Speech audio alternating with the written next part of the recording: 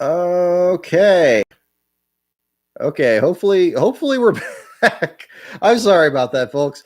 Like I said, I guess we'll go ahead and go to the full technical side here. Hopefully you can hear me okay. My feed here still shows no internet.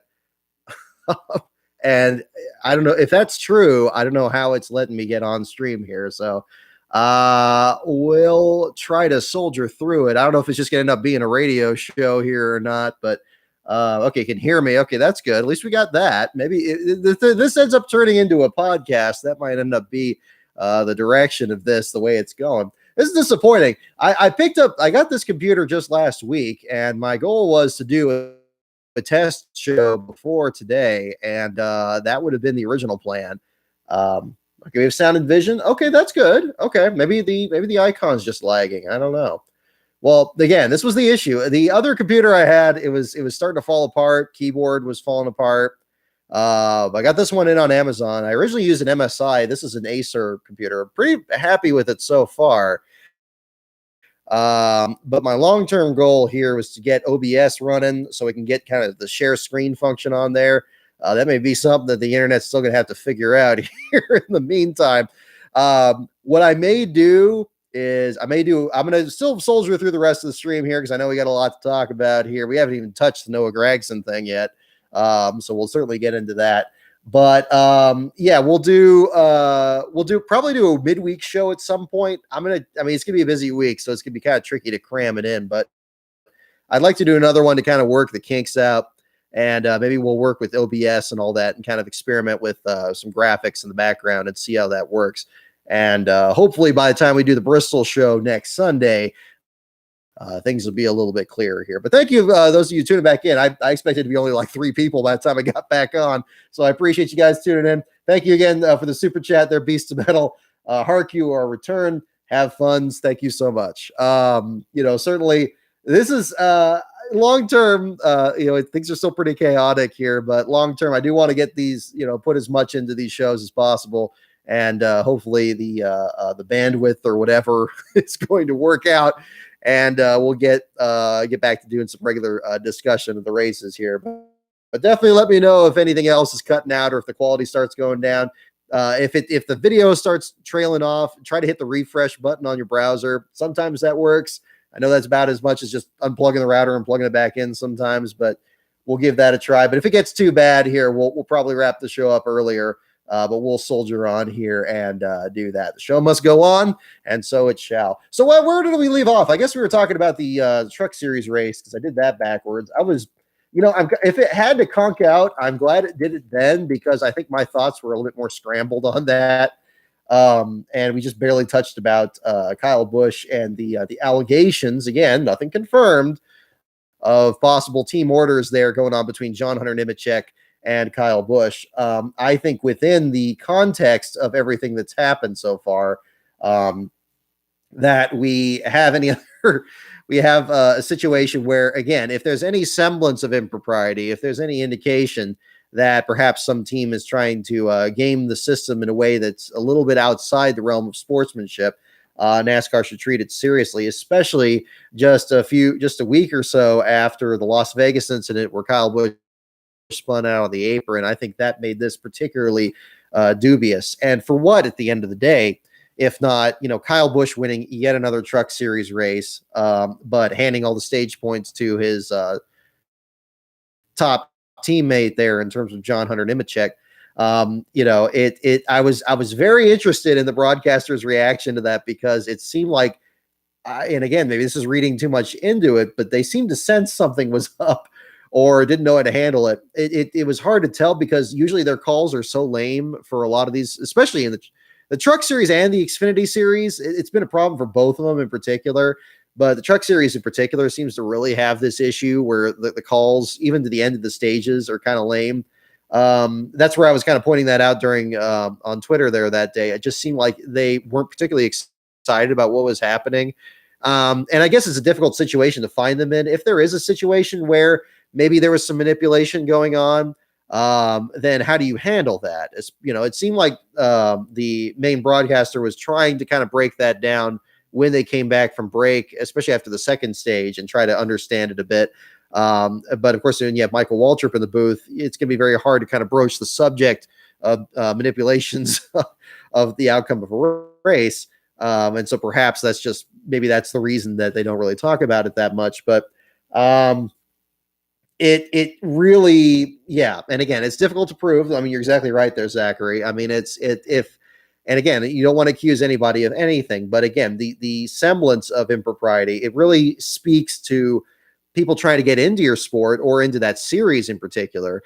If you have one guy in there, I mean, again, think about it from a casual fan's perspective. Just somebody that maybe isn't interested in NASCAR but is into motorsports, or maybe even isn't into motorsports. They're going to say, well, wait, why this guy's won like 2 Cup Series championships? What's he doing in this series? Why did he just seem to pull over and let this other guy go? He was leading by a large margin in both stages. What's going on? And that's going to be the tricky part. So I hope that there's something, less, less so about that, but it left a bad taste in the mouth there. And especially given the fact that at the same time, you had another Marcus Lemonis promotion with the Overton sponsorship, and it was good to see a lot of the teams jump aboard there. Again, Norm Benning, who ultimately ended up being the last place finisher, was even one of those. And Parker Kligerman having a good run for a bit of it there, and other competitors, Jordan Anderson and the like. That was good to see, but it kind of distracted from that a bit. It's unfortunate Bill Lester didn't get a good run out there. He seemed like he dropped towards the back of the field at the beginning. I know it's going to be difficult for any driver to come back after a number of years out of the circuit and try to get the best run that they possibly can get. But definitely in this set of circumstances, I think, it was good that at least, come home with all the fenders on the truck and go from there and write another chapter in his own book that he published there. Kind of reminded of certainly working on the Derek Cope book at the same time. But kudos to him for coming back. It was a great storyline to talk about. Glad that the sponsor was able to come on board. Kudos also to David Gilliland for letting it happen there, for getting the circumstances together that he could get into a decent truck for the race there. So that was good to see. Again, would have in a perfect world, you have a better outcome, but that's still something else to talk about. Not much you can really say about some of the other competitors in the field. I think the only one that really stood out on that one was Carson Hocevar, who seemed like he was running, unusually well. I mean, I know the Nice Motorsports team, especially since when they hired Ross Chastain, and now that they have Brett Moffitt, that really could have and should have won the championship last year. They've really been growing in all the right directions here these last couple of years. Hocevar, I think, is kind of the one that kind of gets overlooked in that group. But I think he had an outstanding run out there on a track that usually is very demanding for either newcomers or inexperienced teams or inexperienced drivers. Talking about Daniel Suarez on the Cup side in the first part of this live stream kind of comes to mind there. So kudos to him on that one. Josh Berry coming in at the last minute after the positive COVID test for Chris Wright. Berry getting in the 22nd spot there for him. So that was good to see. Other ones further back, again, it was kind of rough for the foreign-born drivers, except for Stuart Friesen getting the 10th spot. You got Akinori Ogata getting in the 37th spot, and Rafael Lessard, the only other DNF, in the 39th place.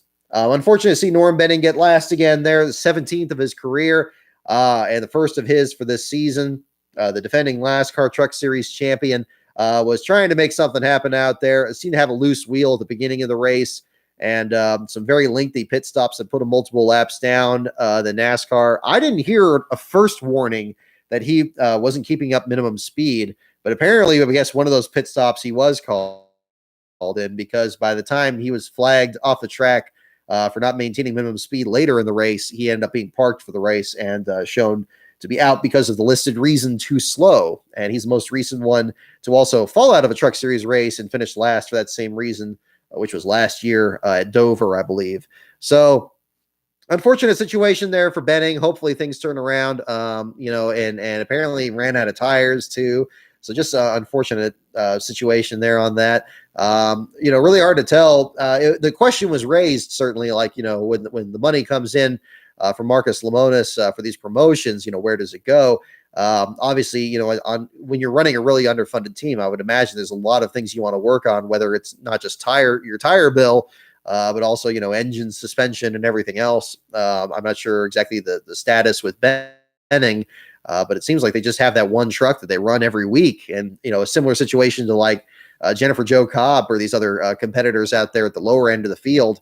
I think, hopefully between Las Vegas and this race, they're able to get a good payday to kind of get their equipment better down the stretch.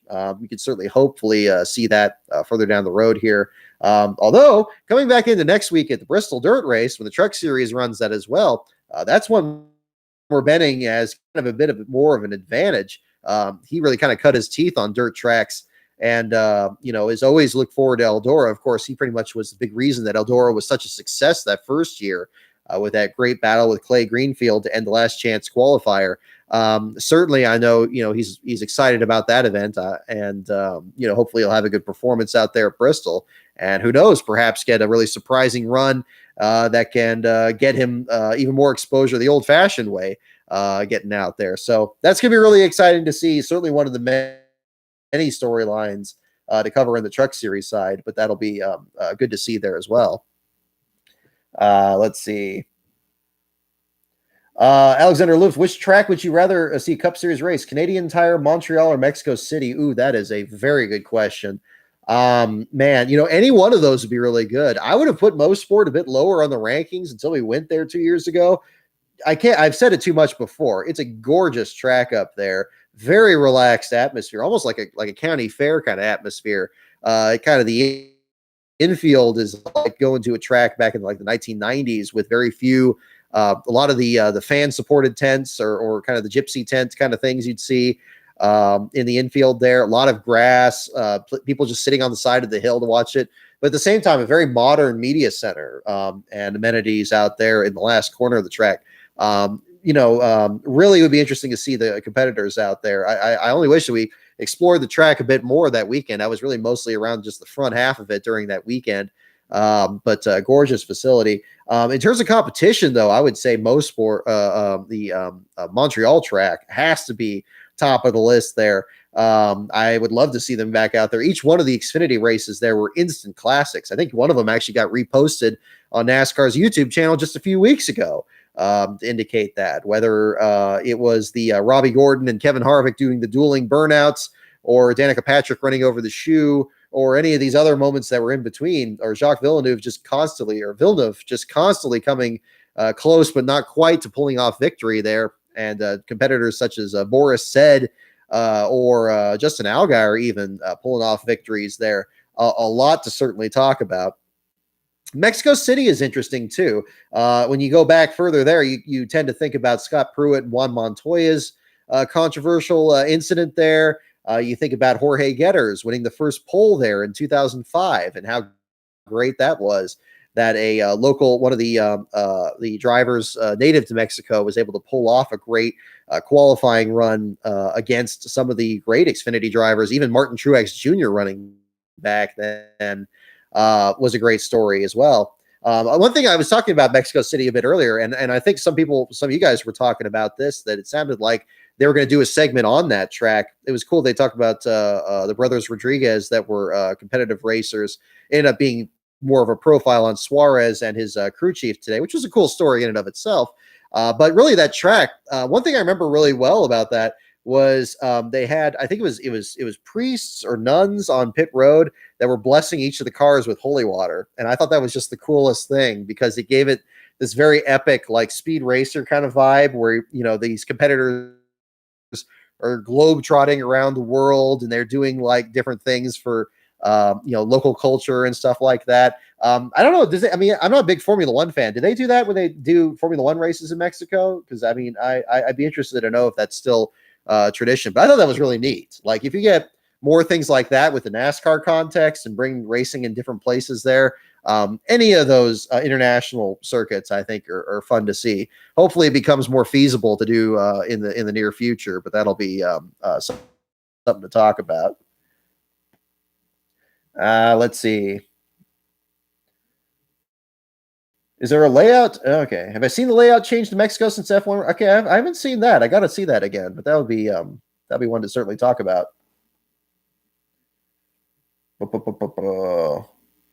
All right. Yeah, they should really go back. Ron Fellows. Yeah, that's the other thing too. All these road courses this year, like, are we going to see Ron Fellows or Boris said come back out? Are we going to see other ones like Tommy Dreesy or Brian Simo or any of these other competitors that are a bit further back? I know that really Fellows and pretty much Boris said at the same time pretty much said they were retired from at least the stock car racing side of it. But I mean, with you got places like Coda coming up and the chance to run really any of the circuits out there.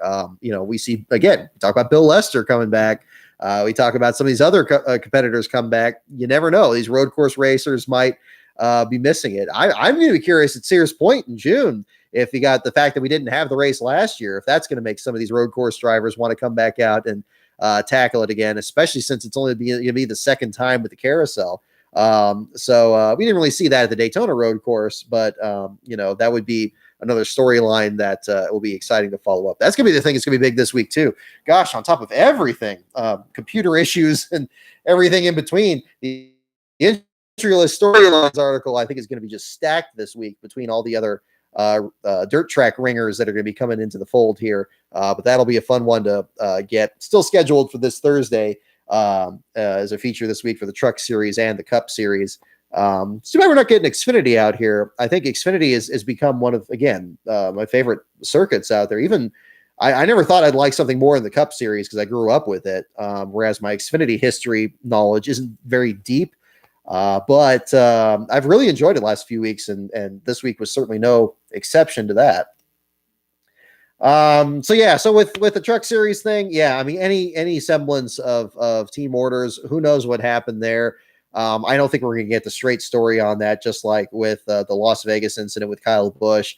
And it's unfortunate because hopefully these are just two freak incidents and we're not going to see more examples of this if and when Kyle Busch does run more Truck Series races. It's all these top teams have every advantage in the world. And, when the CEO of the company that's presenting this, the sport is literally paying teams to show up by sponsoring their trucks, it's just another example to me of just the rich getting richer and the poor getting poorer. And that really flies in the face of what NASCAR should be and why it isn't Formula One, why it isn't other forms of motorsport or sports in general, really. Where the politics get thrown into the mix there, and some things that maybe would be a penalty in one sense are not perceived to be in another. I would love to know if this has turned out to just be a perfectly innocent example, but again, it's that possibility is there, and again, I think things need to be treated pretty seriously if that were certainly the case. So. We'll find out what happens in these next few weeks.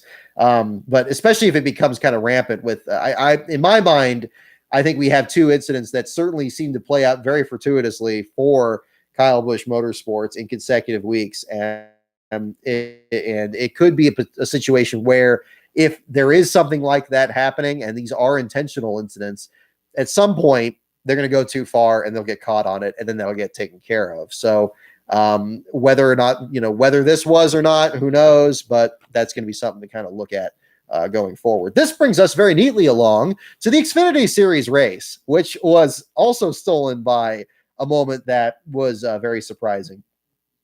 Justin Allgaier, first of all, great to see him pull off the victory. Very emotional one after the loss of their crewman last year. So I thought that was a very nice tribute that they did there at the finish. You could tell he was very emotional at the finish.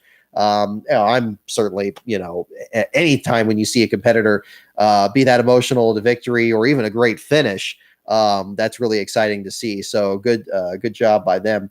Last place finisher ended up being Brett Moffitt, which was a bit surprising as well.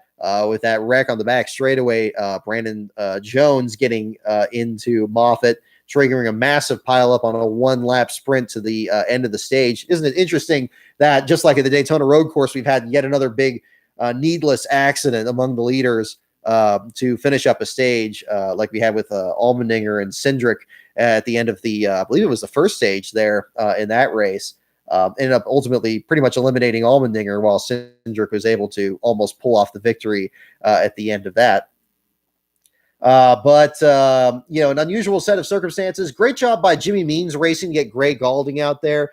Again, big thanks to Mike Harvey out there for getting the great picture of the 52 behind the wall. I didn't even catch the moment that he pulled behind the wall at the beginning of the race because it happened kind of in the middle of all this stuff. So kudos to him for getting the picture of it. I shared it in the article that was posted yesterday. So if you haven't seen that, you can see the 52 pull behind the wall there. Able to get back out and almost climb out of the bottom five, finishing in the 36th spot out of the 40-car field. So good effort by them. Dexter Bean also had all kinds of handling problems. It seems like the Mario Gosselin team, despite how good they were last year, especially Josh Williams, and Williams did a good job in this one here as well. Seems like they've really been kind of thrown for a loop these first few races, having great speed and great cars, but unfortunately just terrible luck. We saw so many of them in the back of the field. BJ McLeod's team as well. They've had some flashes of brilliance, but also just a lot of struggles 2 weeks in a row. The problems that Jesse Little and Matt Mills had last week in Phoenix, and then again this week with Matt Mills and Mason Massey, the 99 car, having problems again this time around. Hopefully things turn around for them.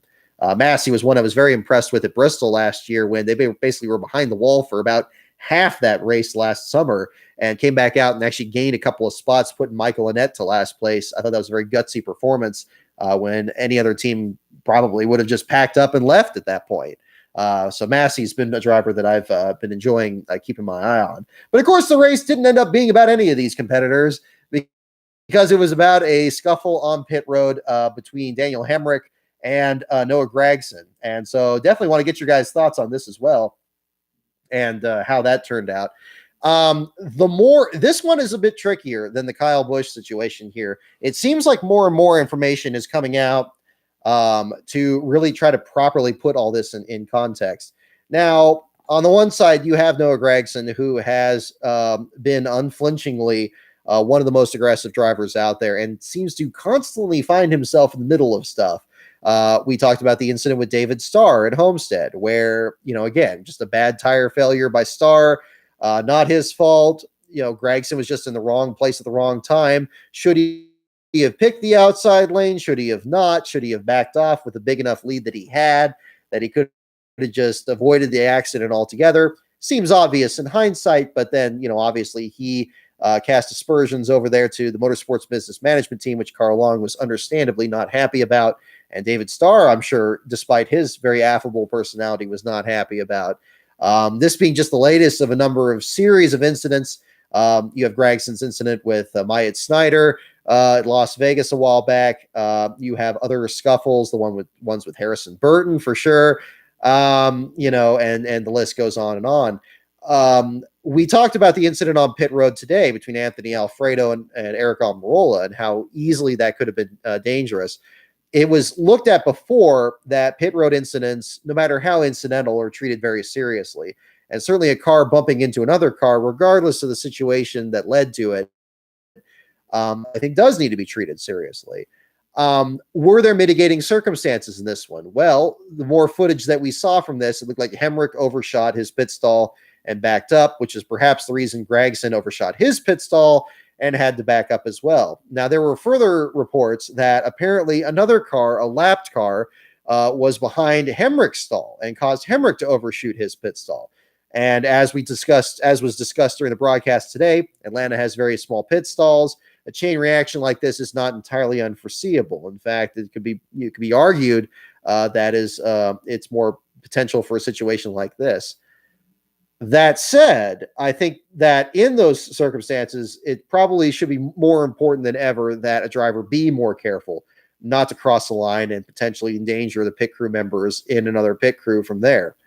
Up until that point, you have one or maybe two or maybe even three drivers overshooting their pit stalls and trying to back in. Everybody in a rush, of course, trying to get back out there. But when you have Gragson actually backing up and seeming to back up pretty far, actually, to line his car back up, why he wasn't able to just back up and swing the back of the car back out rather than back straighting into Hemrick's car. There were allegations of a hand gesture that Gragson may or may not have made in the car that Hemrick was talking about.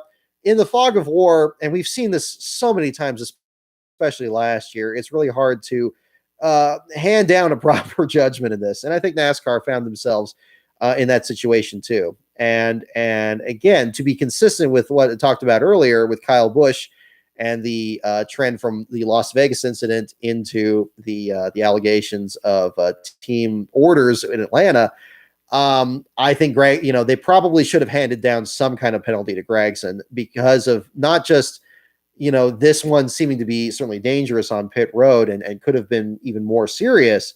But within the context of all these other incidents coming down there, I'm forced to remind myself of Ernie Irvan and what he went through back in 1991 and how aggressive he was and how there were multiple incidents where drivers by the summer of 91 were very outspoken in their frustrations with him and believed that he was being a danger to other competitors out there.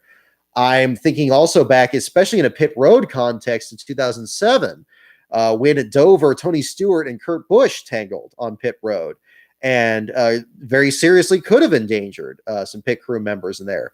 And I recall that one getting handled very seriously in that one with one or both competitors in that particular situation. The fact that no penalties were handled down in this one was surprising.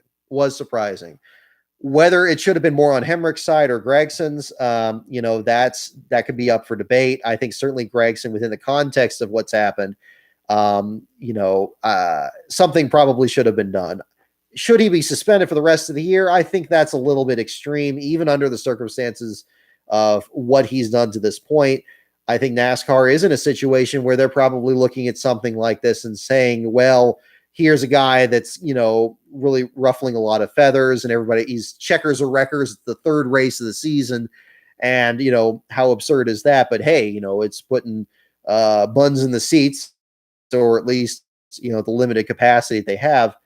I don't know. I'm pleased that they at least talked to him after the race. And whether it's just a talking to or whether this is the same thing they've done before and they're just like, look, don't back into pit stalls. If you do it again, we're going to hand down a penalty. I don't know. I'm kind of drifting around on this one, but it does seem like something should have been done with Gragson in this case, if only to pass the message of these constant instances. I mean, we can even go back further back to Jeff Bodine and Dale Earnhardt and the scuffles that they had that ended up being immortalized in Days of Thunder. This is not something new in the sport, but the line seems to be, when it's, either putting the sport in a bad light or when it's endangering the lives of any of the competitors out there. I'm not sure if this is a situation yet where it goes towards that direction because NASCAR seems to celebrate these fights whenever they happen. I mean, my goodness, the sport and its national exposure began with a fight back in 1979. That's been played so often that people are bored with it now. And Gragson, of course, being involved in the fight with Harrison Burton last year, and now this one with Hemrick this year. When there's a common denominator, the sport is kind of quick to point that out. But as to how serious the penalty should be or anything like that, well, I certainly think more than nothing would have been proper in this situation. Whether it's, I don't know if he's still under a probation or anything from anything else. I mean, it's hard to kind of keep track of that at this point. But clearly, the pit crew members, anything that unnecessarily puts pit crew members in danger, I think is something very serious. I mean, if Hemrick's car is being jacked up and being, rear-ended or something on pit road, and you got crew members running around the front or the back of the car, one missed step one way or the other could be, very serious out there for those crew members. And again, we talked about the Almirola and Alfredo thing, but for, a skid that went a bit further or less so, that one certainly was accidental. I mean, Alfredo wasn't aiming for him, but that just shows why you can't be doing it deliberately. And I think anything that was close to what happened with Kurt Busch and Tony Stewart in 2007, I don't remember the exact penalty, but I know that they did something because that was getting very serious in that standpoint. That was something that probably should have really come up in this situation, and to not see anything, I think is a little bit, disappointing in that sense. But that's really hard to tell at this point. Definitely interested in your guys' thoughts on this. Definitely let me know in the chat. because it's something that we're going to see, again. I mean, is this a situation like we saw with other safety issues in the sport, where NASCAR has made no secret about how much they're hyping this Bristol dirt race next week? And, they want to have tempers flare. They want to have a lot of aggression. You think they're going to suspend Noah Gragson and keep him from running that race? I don't think so. And short of anything more serious, and this was already serious enough, and that might have had a role in this. And, maybe, I would see NASCAR cracking down even more seriously, just because. So, I don't know what's going on. I'm not privy to any of that stuff behind the scenes. I'd like to know. But, I think that judging from the reaction today, I don't want to put anybody on the spot here, but I know there was one particular crew member that was tweeting during all that, that was very upset with the rather cavalier attitude that Gragson had afterwards, kind of doubling down on even all of this, and not seeming to be aware of how, that could have been dangerous for the pit crew members out there, or anything like that. That whether that needs to be communicated to him or something like that, that would be something to kind of take from there. I think that really would be the situation. But I don't think this, even then, I don't think this is a situation that, suspending him the rest of the year, no. But I mean, again, if you look at the context of Ernie Irvin's thing, or the Tony Stewart, the Kurt Busch thing, or anything like that, I mean, Irvin had to do a public apology in '91, which, you just really, I mean, can you imagine Noah Gragson having to go up in front of the drivers' meeting and do a public statement like that? I'm not sure if that would happen. I'm not sure if that would help. But is that on the table? I don't know.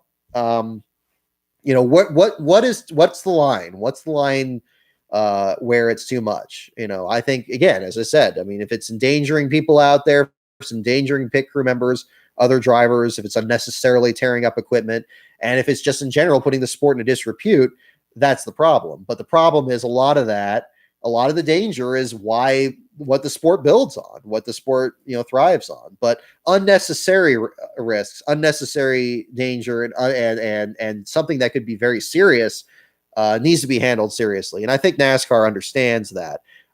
Sometimes their judgments don't come out very clearly. Hopefully that does get cleared up, though, because that's going to be something to talk about. So, again, kind of meandering on the answer here, but that's because there's not really a clear answer on that. And I think that's where we're going to have an interesting debate going through the dirt race and so forth. Gragson's a tremendous talent. The fact that he was able to get back up into the top 10 after getting that damage in that wreck was impressive.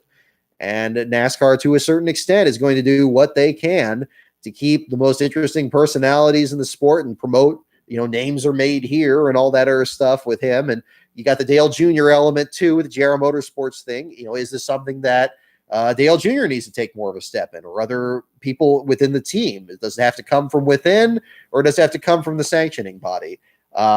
I don't know, but it's not something unusual to the sport, but because of that, it's something that, probably needs to be looked into. So not to straddle the fence too much on that, or to beat this to death even more. But NASCAR seems to be adopting kind of a wait and see thing to this. And what they're waiting to see, I'm not exactly sure. So we'll find out. Let's see. I'm seeing the comment here. When is the next Rise of the Field filler episode? Like I mentioned this a little bit in the first stream before the connection cut out. Still looking to record the script this week, as well as the script for NASCAR, man. Like I say, it's going to be a busy week with the starting grid this Saturday also, but aiming to get that done and get that rolling too. I'm very pleased with how the script's coming together. Not sure when the release date's going to be. Sometime, I would say probably early next month is kind of what we're looking at. I think maybe the end of this month can be a little bit too tight of a turnaround, but I think it's gonna be worth the wait there. So we'll certainly get that going for you guys. Let me look at the rest of the Xfinity results. Actually, yeah, the Xfinity results here. Any other names that jump out? Ryan Sieg, good to see him squeeze his way into the top 10 at the end of that race, beating out Myatt Snyder. Obviously, the mechanical issues the 39 cars had at the beginning of this year has been a little bit troublesome. Bailey Curry getting in the 24th spot after his great run at Phoenix last week. That was good to see. Tommy Joe Martin's in the top 20 in the 18th spot. A great rebound for him. He mentioned on Twitter that he's to the point now where he's disappointed in finishing 18th. Speaking to how much that team has progressed, I agree. Santino Ferrucci, 3 straight top 15 finishes in his second, third, and fourth Xfinity Series starts. Fantastic news. You talk about a driver much like Gragson and the open wheel equivalent, perhaps, of Gragson. Has been heavily criticized for a lot of on-track and off-track exploits there before that. To see him do so well in the Xfinity Series and with a team that's not heavily favored in the Sam Hunt Racing team. I mean, no disrespect to them. They've really put in the work. Brandon Godovic had some great runs with them last year. But the fact that Ferrucci has really taken to this, at least at the start, at 3 very challenging tracks that even series veterans struggle with. Atlanta in particular is one that's very difficult. Very impressed with him. We talked about Josh Williams a little bit before the break here. He ended up getting the 16th spot right ahead of his teammate Alex LeBay. Jeffrey Earnhardt and Timmy Hill getting the top 20. Hill, despite his issues in today's race, still getting another top 20 run despite bouncing off the outside wall. I thought he was done between him and both David Starr getting pretty good damage there on the backstretch. I thought they did a solid job. Landon Castle, the 14th spot. That's almost seeming like a poor run for them. Castle has been knocking on the door of top 10 runs as he has in the past when he was driving for JD Motorsports. Good to see a good run there. Looking at the other end of the field, I know Ryan Vargas struggled a bit in this one. He's certainly looking to kind of build things up this year. Given some of the good runs he had last year, he'll bounce back there. Cody Ware in the same boat with his 23rd place finish here. On the Xfinity Series side, both he and the Rick Ware Xfinity team continue to be one of the real dark horses out there. And JJ Yaley at Phoenix really showed how much speed that team has, and Ware did as well on the Roval during that monsoon last fall. So when we get back to the road course portion of the season, look for a big turnaround there. Jeremy Clements, have to mention this. I need to clarify this here because I wasn't paying close enough attention during his run up there. I noticed he started well, but the fact that he was able to run in the top 5 for so long in that race was something I didn't really notice as much. When he got back up there, I thought it was tire strategy. Clearly that wasn't the case, and he was having a great run out there. Still getting in the 12th spot at the end of the day, despite some damage suffered himself in an incident there. Great run for him too. I know we haven't talked about him as much. After he won at Road America, you would think that anything less than a top 5 run is disappointing for them. But they've had to kind of rebuild things since Repairable Vehicles left as a sponsor, and they ended up joining Mike Harmon's team a while back. Got some new backers on that 51. Good to see him back in the mix again. And certainly when we go to the road courses or even the dirt track race, given his short track background, he may be, well, actually, no, they don't have the Xfinity Series at the Bristol Dirt Race. If they had been, he would be one to watch. I might even go as far to say that he would be a good dirt ringer to bring in on any Cup or Truck Series team next week. Makes me even more disappointed that the Xfinity Series isn't running the dirt race next week. I think that would be a good show, and perhaps feature a lot more of these underdog drivers a bit more in that sense too. Maybe that'll be something on the table further down the line. Let's see. Am I watching March Madness? No, I'm afraid I'm not by any means a basketball enthusiast. I mean, I like it. We had the school I went to, UC Irvine, had a pretty solid basketball team, but I don't follow it very closely. I'm not even sure if they're in contention or anything, but I just went there once when we got destroyed by Stanford. But certainly my fantasy picks are not going to be much use in that one, unless you want the worst one. This is LASCAR, so maybe that'll fit in there. Do a fantasy thing where just have no background in it. Let's see. I think that's about it from the Xfinity one. Certainly, if you guys have any other questions from the top 3 series, for those of you just jumping in here too, I apologize again. We had the internet cut out after talking about the Cup Series and just a little bit of the Truck Series race there. You can check out that stream as well if you missed any of that. But big thanks to those of you tuning back in. My goodness, we're actually about the same number of people we had beforehand. I guess everybody wants their trivia, so we're going to do that. We'll do our show and tell segment here coming up. My opinion on Joey Logano MK's aviation, middle of the road. He's never really been like my top favorite driver out there, but I mean, I can't really have favorites anymore doing the media stuff, but seems like a decent guy. I like when he did the Hot Wheels track and stuff with his son and all that. He seems like he's end up becoming quite the YouTuber actually with a lot of his content here. But you know, I think the sport would certainly be different without him. And I think you know, if you look at any driver in that sense, I think you're doing something right in that sense. You know, maybe not a top driver out there on this particular list, but certainly one that's an interesting personality to see. I thought his 500 win in 2015 was pretty impressive, still in that sense. Let's see. Do I see Haley Deegan getting an Xfinity start? Seems like that's inevitable. Billy Noyes, I mean, she's working her way up there, and you know, the Truck Series dirt race is going to be interesting too. Did we already get an official call? I think it's run so long tonight. I guess we probably already got the call on this. I'll be very interested to see how the video quality looks on this. Again, we're using the different computer this week. Probably had a different one there. Yes, 2 minutes ago, Bob Pockers confirming tech is complete in the Cup Garage. No issues. Blaney is the winner. So you are going to get a Kurt Busch article later tonight, and we'll wrap that up here in a little bit as well. So yes, Kurt Busch, indeed, your official last place finisher. His first time he's finished last in Atlanta. The fifth time car number one has finished last at Atlanta. So we'll jump into our show and tell segment, and then we'll get into trivia here.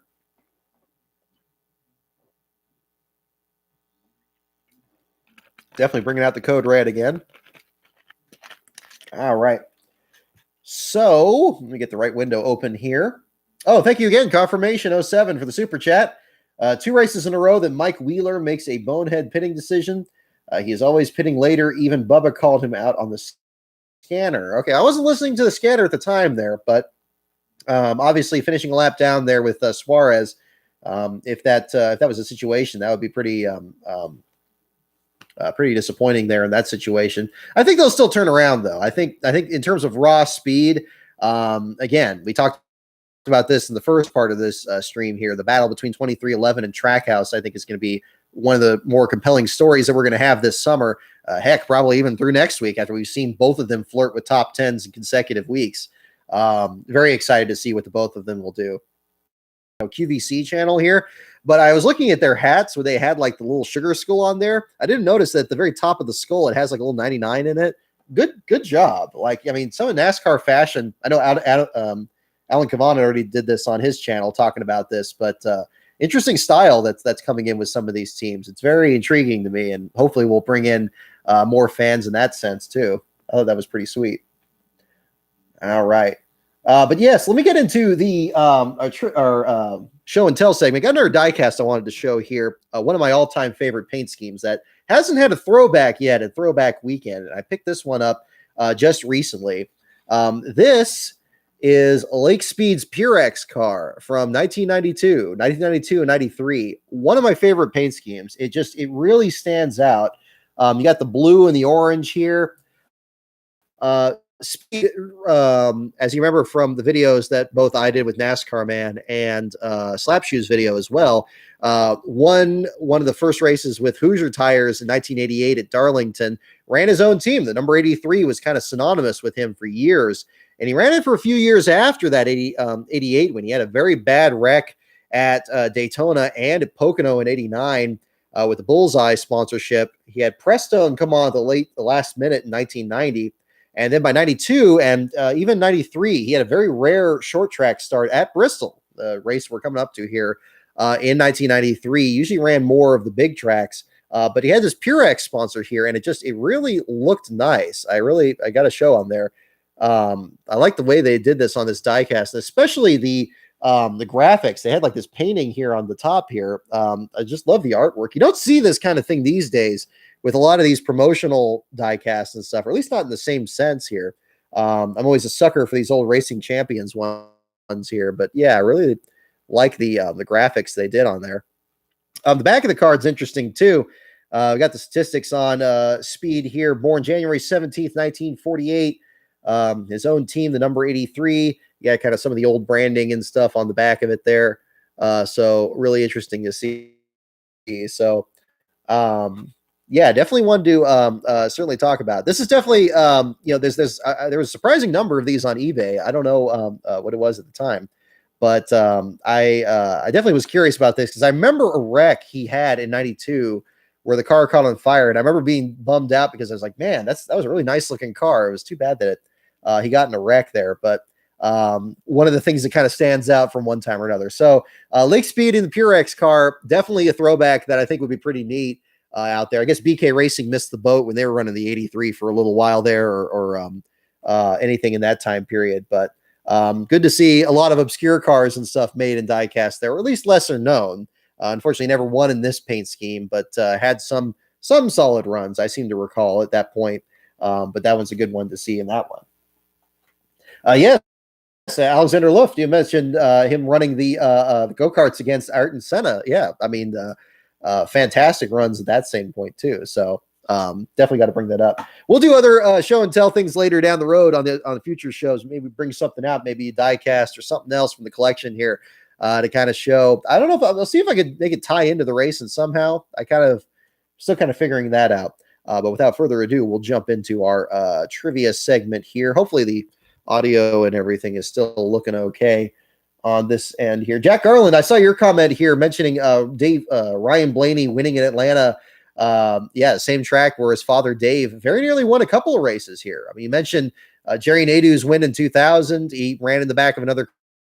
Really kind of neat there for Ryan Blaney and the Blaney family. And now, of course, officially the winner of the race with tech inspection complete. Congratulations again to the Blaney family on that. All right.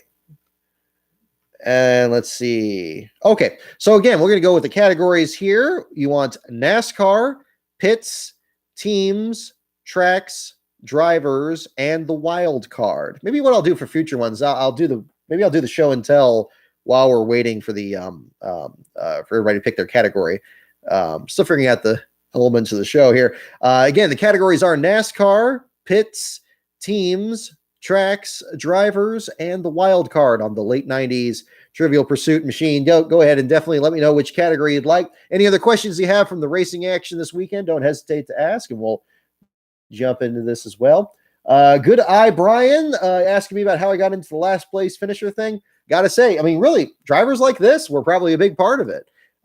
You would always hear a lot about the drivers that were featured in the races, the guys going for the wins. I was always interested in basically these teams that don't get talked about, and I wanted to learn more about them. And I never really thought about any kind of a career in journalism or writing stories about these guys. I really didn't even really go into that really until about 2009 or so, about 4 years after I graduated from college. But then it really kind of occurred to me with this last place thing. Nobody really knew who had the most last place finishes. There weren't a lot of statistics on these smaller teams. And in 2009, you had a lot of small teams that joined the sport. I figured that this was going to be the best way to write about them because they were going to probably finish at the back of the field more often than not. I didn't realize that was going to be a year where you had a lot of start and park teams too. So that really guaranteed that every week I was going to be talking about these guys. And it just ended up being kind of a bit of timing that worked out that way.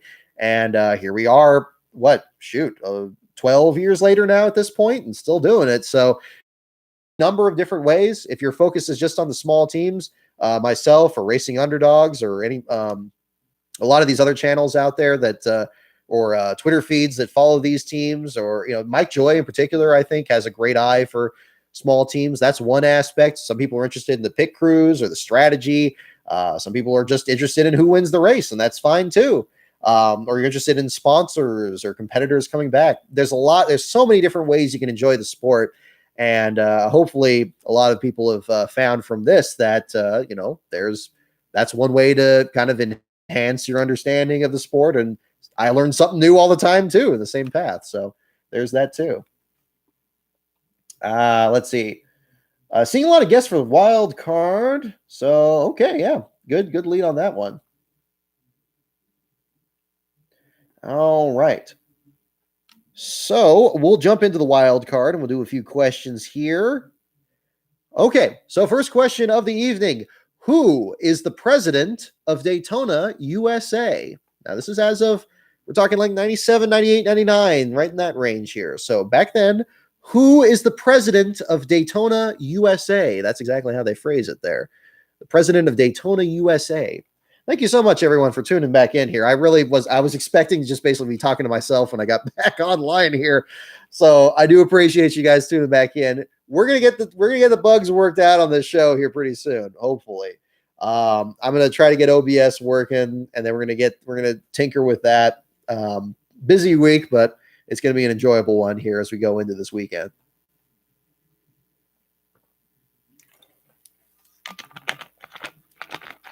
All right. Okay, who is the president of Daytona, USA? Me? Oh no, I'm afraid not. Bob Pockris. That's a good guess. Joey Chitwood. Timothy oh boy, here we go. One of the Beast of Metal names. Timothy Liljegren. Bill France Jr., Chuck Bound, Joey Chitwood, Bob Phillips. Chitwood does sound right, but yeah, there you go. Who is the president of Daytona, USA? And the answer is Lisa France Kennedy. Lisa France Kennedy. At least it was at that point. Lisa France Kennedy. Yeah, it's going a different direction there. The great Reverend Hal Marshman. Yeah, rest in peace. My goodness. Shalom and amen. Without having that out there and without having his invocations there in the race, some feels like it's missing. Certainly, you got a situation like some other personalities in the sports history. Yeah, Lisa France Kennedy. I didn't think she would be the right answer to a question this far back. I figured her ascendancy was a bit newer, but there you go. Okay, well, hopefully we'll get some other good questions here.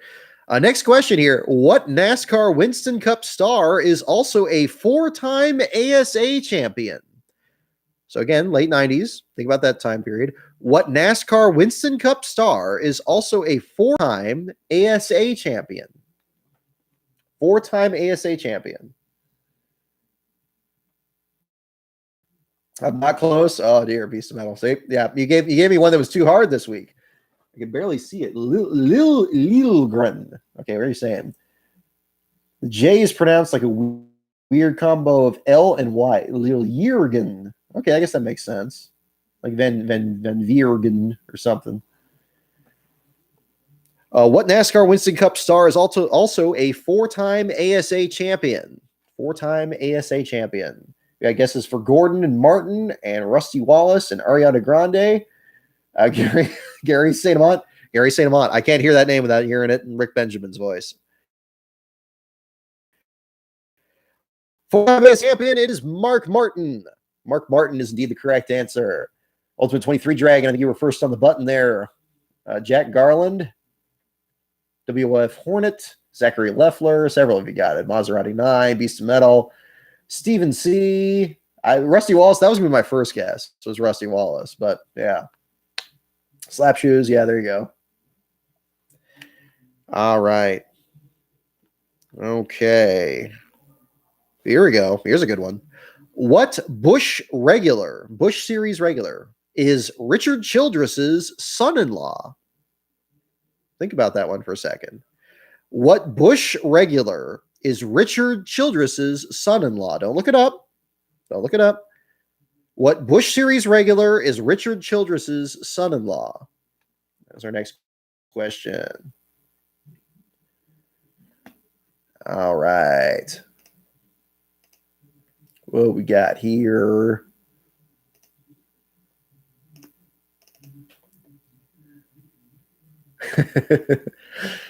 Oh, I wasn't sure if they're going to do the scoop there it is commercial this time around, but I was relieved during the late stages of stage 3 that Geico decided to gift us with that again. So that was fun. What Busch regular is Richard Childress's son-in-law? Oh, a lot of you got it. A lot of you got it. Indeed, the answer is, of course, Mike Dillon. Mike Dillon, the Dillon family, extending further back in there too. Brandon Jones, not quite. Thad Moffitt, not quite.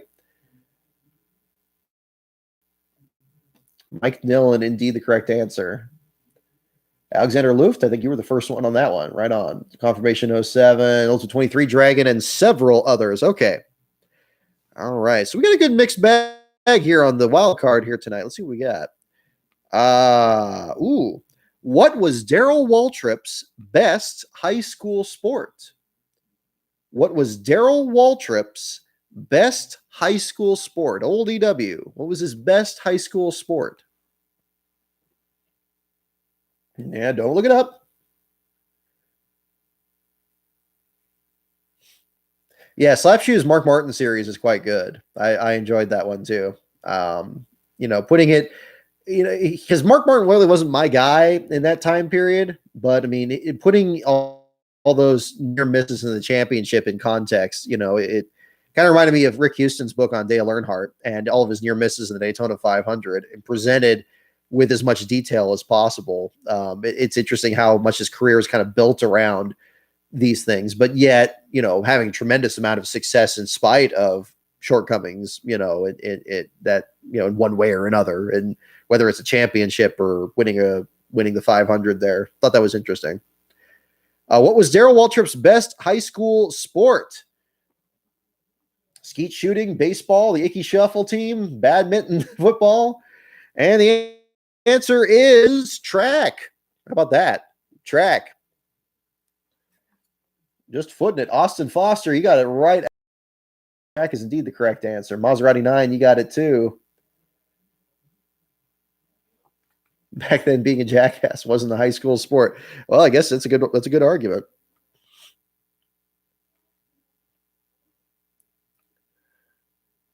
All righty, next question. Okay. Next question is, what nickname was used to describe the Bill Elliott and Junior Johnson collaboration? Don't look it up. Go ahead and try to guess. What nickname was used to describe the Bill Elliott and Junior Johnson collaboration? Makes it sound like an album collaboration. Interesting phrase. What nickname? What nickname was used to describe the Bill Elliott and Junior Johnson collaboration? Big, Dangerous, Sanford and Son, Chicken and Beer. Ooh, these are all good. Oh, I'm going to let this one sit for a little bit. The greatest team up ever, Bill Jr. Humongous. I like these are good. $1 Million Connection. Ginger Cheetah. Oh man, this is gonna be good. What nickname? I mean, this is a stumper here. What nickname was used to describe the Bill Elliott and Junior Johnson collaboration? Yeah, no idea. Yeah, collaboration. Yeah. I'm sure we're talking about the time that Bill Elliott drove for Junior Johnson. That's got to be what that is. I mean, it's written kind of vague, but they probably had a character limit here, so it comes off like a tweet, which is not always good. Let's see. Big, Dangerous, Humongous, Moonshiners, Billy and Johnson, Kermit the Frog, Kermit the Frog here. Okay. And the answer is the Dream Team. It's stumped everywhere. It went for an obvious one, but something that's been used for everything. The Dream Team. Fast Money would have been good. Yeah, there you go. Moonshiners. I don't know. What was it? What was the Chicken and Beer one? That might have been my favorite. That was pretty good. I mean, I don't know why Holly Farms didn't jump on as a sponsor for Bill Elliott that year. That probably would have been quite the partnership. Tie up a little bit of the old and the new there. That would have been pretty neat. Somebody guessed ooh. There we go. I guess it would be because then it would be that shifting sounds. That'd be ooh, ooh. Yeah, that would work. Going back to that. All right. So the Dream Team, yeah, that's okay. You would think it would be something crazier, but I guess that's the most literal way you could do that. Didn't that also start in basketball first? Because my first thought of it is, well, I mean, like O.J. Simpson's defense team was always called the Dream Team, but that was because I grew up in the 90s. But I guess around that time it was probably, I guess it was used for, gosh, I mean, I don't know.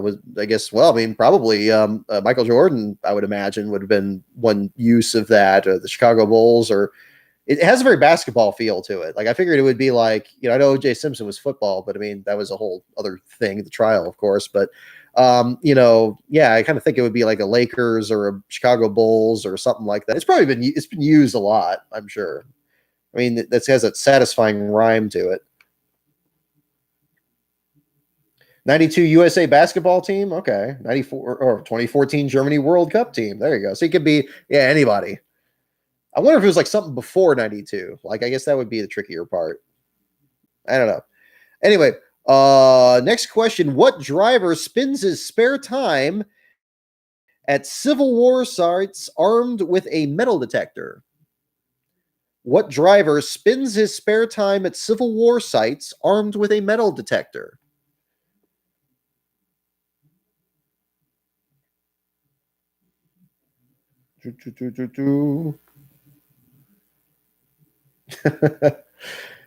End up with a bad dream. Yeah, dream team. That's interesting. What driver spends his spare time at Civil War sites armed with a metal detector?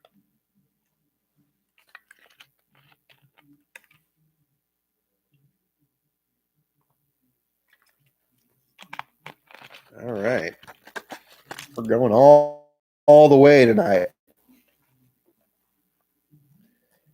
Let's see. I guess this for Vickers, Sterling Marlin, Dick Trickle, Dale Jr., Ted Musgrave, Dave Marcus, Randy LaJoy, Cale Yarborough, Scooby Doo, Ward Burton, Kenny Wallace, Lake Speed. Yeah, we're talking late 90s here. So something like Vickers probably wouldn't be the right answer unless it really does see in the future.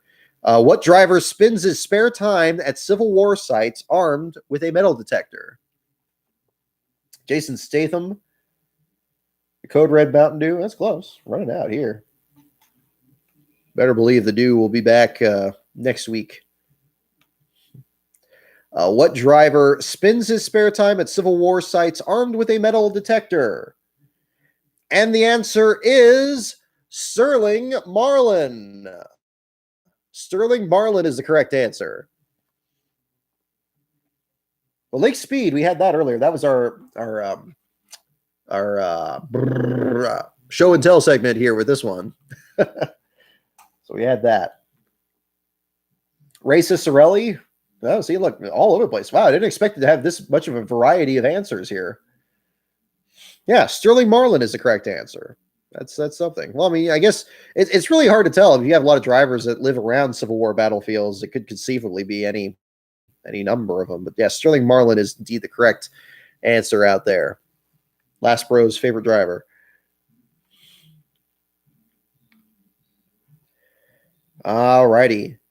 Next question. We'll do a couple more here and probably wrap up for tonight. I appreciate you guys sticking with me here. I know the show is running a little long in a couple of parts here, but we'll do this here. What driver worked at his dad's sawmill in Barbecue Township, North Carolina? Well, here's a deep cut. What driver worked at his dad's sawmill in Barbecue Township, North Carolina? Barbecue Township. That sounds like a good place to eat. I mean, there we go. All right. Got drunk and bought a metal detector on eBay. Well, that'll be a fun mail day when that shows up. What driver worked at his dad's sawmill in Barbecue Township, North Carolina? Yeah, I know. This is a good one. Rick Allen or your puppies? Okay, well, there you go. Herschel McGriff, Kenny Wallace, Ned Jarrett, Tiny Lund, Curtis Turner. Cale Yarborough, Gentleman Ned. Yeah, it could be, these are, it sounds like an older question, older generation, but you never know. What driver worked at his dad's sawmill? What driver worked at his dad's sawmill in Barbecue Township, North Carolina? Bo Duke, Clint Boyer. Yeah.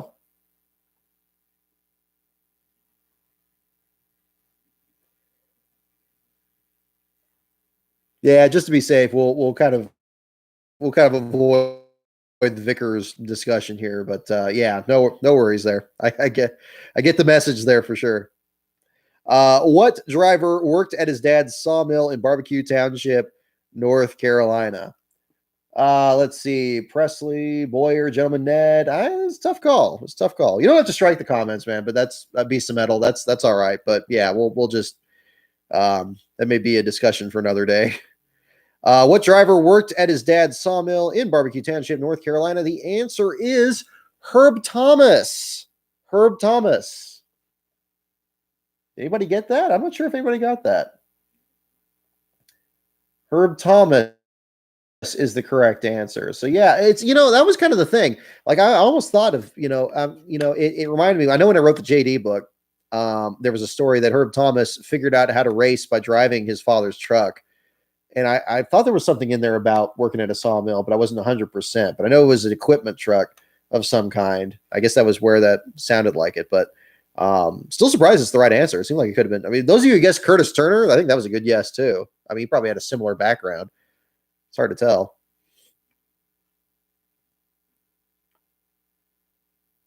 Okay. Oh, this is fun. I don't know if we had this one before, but this might be a good one. Let me bring this a little closer here. All right. Who earned infamy for his high-speed midnight races in reverse with Joe Weatherly? Here's a throwback question.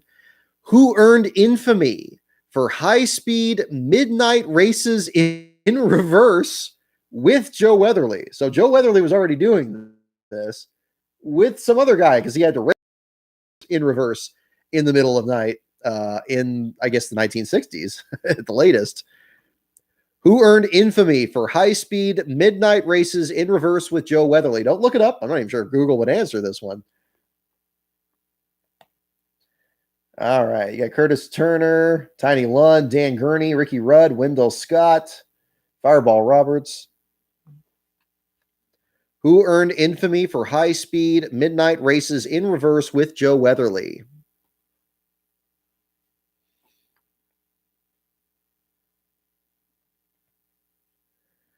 Alrighty. Got lots of guesses. It's got to be Curtis Turner, Rex White, Yarborough. All right. The answer is indeed Curtis Turner. You guys got it. There you go. Curtis Turner. Zachary Leffler, I think you were the first one on that one. Easy. You got it. Maserati 9. Toe Mater. There you go. Alexander Luft. And there you go. Yeah, Pop's a Little Joe could be a movie. I agree. There's more than enough. So would anything on gosh, what's his face? Smokey Eunuch. He can do that too.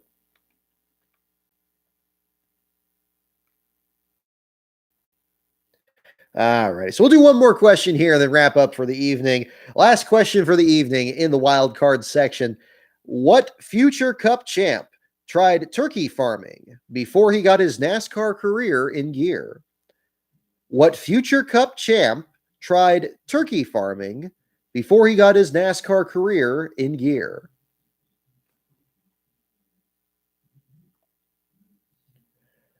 Rod Studebaker would beat Joe Weatherly for sure. There you go. I didn't think anybody watched those videos. I still get some comments on the terrible broadcast videos, and I think it's too either it just doesn't fit with the flow of my channel. I'm doing more like the strict historical stuff or whatever. It was just goofy pandemic inspired content there that you know. I guess a couple of them were made before that, so I can't entirely blame that on that. But yeah, those are definitely not the main thrust of the channel. I'm probably not going to make more of those. What future Cup champ tried turkey farming before he got his NASCAR career in gear? Several guesses for Ned Jarrett, Bobby Allison, Chick Hicks, Cale Yarborough. Sounds like Earnhardt, Lightning McQueen, Mayfield, Logano, the King, Adam Stern, or Eric Estep, Junior Johnson. Several guesses. I'll let a few more filter in here. No tires, just guess. Let's see. What future Cup champ tried turkey farming before he got his NASCAR career in gear? Here comes the answer. It is Cale Yarborough. Cale Yarborough. I think a couple of you got that one. Cale Yarborough. Austin Foster. Looks like you got that one. Let's see. Unless that was earlier. Oh, I think that was the earlier question. Easy. I think you were the first one after this round. Maserati 9, Stephen C., Zachary Leffler, Charles Peterson Jr. Note, Beast of Metal. You got it. It's like you were guessing, but you got it there. And Kale tell a story about the flood on a rain delay. There you go. No, crazy stuff. But yeah, fun stuff on there. Well, thank you so much, everyone, for tuning in. Congratulations again to Ryan Blaney, your race winner. Article on Kurt Busch is going to come up later tonight for lastcard.info. This Thursday will be our entry list storylines for the upcoming excitement in the Bristol Dirt Track race. We're going to try to fit in another stream this week, maybe a shorter one here to kind of experiment with a few more settings. Hopefully work out the kinks that we had a little bit earlier tonight. Thank you again for so much for tuning in and staying with me during all of that. Unless we get that other show in this week, our next show is going to certainly be this next Sunday after the main event, the Bristol Dirt Race. Stay tuned. In the meantime, this Saturday into Sunday is going to be the starting grid video, voted on almost unanimously by the members of the Livestream. That will be available here again Saturday night into the first part of Sunday. And then we'll have the main event. So again, lots to look forward to. Next episode, Rise of the Field Fillers, and the next video for NASCAR Man are also in the works. Going to be a very busy week over here at Last Car headquarters, but it's all going to be really good here in the days and weeks ahead here. So thank you again for tuning in. Have a safe week, everyone, and hope to see you next week.